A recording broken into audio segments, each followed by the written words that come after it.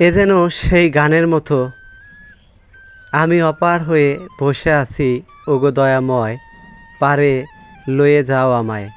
সত্যি এই মানুষটিকে দেখে এই গানটির কথা মনে পড়ে যায়। বলছি সুবল দাসের কথা, বাড়ি প্রতাপ। আজ থেকে 6 বছর আগে তার স্ত্রীকে হারিয়েছেন। দুটি কন্যা সন্তান বিবাহ বন্ধনে আবদ্ধ করেছেন। একটি ভারতে থাকে এবং অন্যটি অনেক দূরের রাজ্যে তাকে বিবাহ দেওয়া হয়েছে। এই মানুষটি একাকিত্ব জীবন পার করছিলেন। ভালোই চলছিল তার জীবন একাকিত্ব, কিন্তু হঠাৎ করে তিনি স্ট্রোক করে অসুস্থ হয়ে পড়েন। তাকে দেখভাল করার মতো নেই কোনো আপনজন। দুটি কন্যা সন্তানকে তিনি বিবাহ দিয়ে দূরে পাঠিয়েছেন।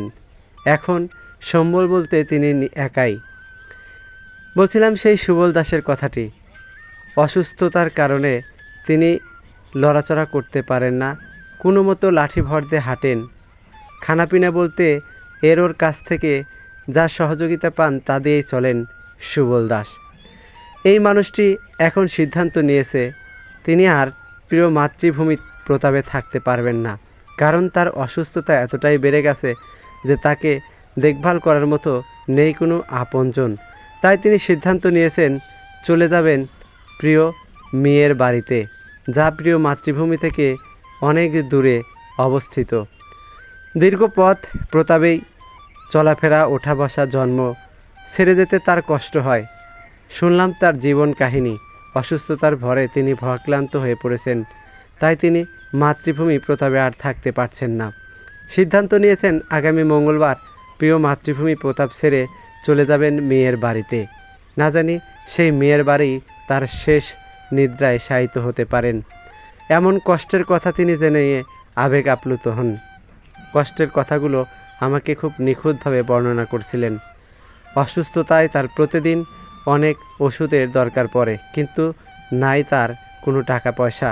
এমন নিঃস্ব এবং অসহায় মানুষের পাশে দাঁড়াবে সমাজের বৃত্তবান, এটিই সুবল দাসের প্রত্যাশা। প্রিয় মাতৃভূমিকে ছেড়ে যাওয়ার অনেক কষ্টের। তিনি সিদ্ধান্ত নিয়েছেন যেহেতু তার এখানে কোনো আপনজন নেই, তাই তিনি তার মেয়ের বাড়িতেই চলে যাবেন। তিনি ছোটবেলা থেকে যে গ্রামে বড় হয়েছেন, হয়তোবা তার শেষ নিঃশ্বাসটা এই গ্রামেই আর ত্যাগ করতে পারবেন না, কিংবা মাটিও তার নিজ গ্রামে হয়তোবা হবে না। তাই তো তিনি চলে যাচ্ছেন মেয়ের বাড়িতে।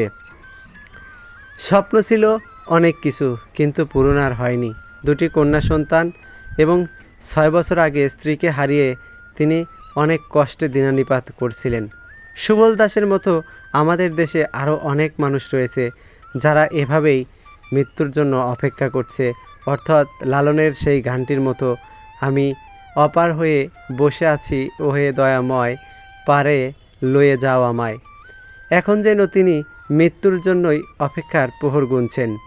দু একটি বিস্কুট এবং কোনো ধরনের খাবার খেয়ে দিন পার করেন সুবল দাস। তার জন্য সহযোগিতা চাই।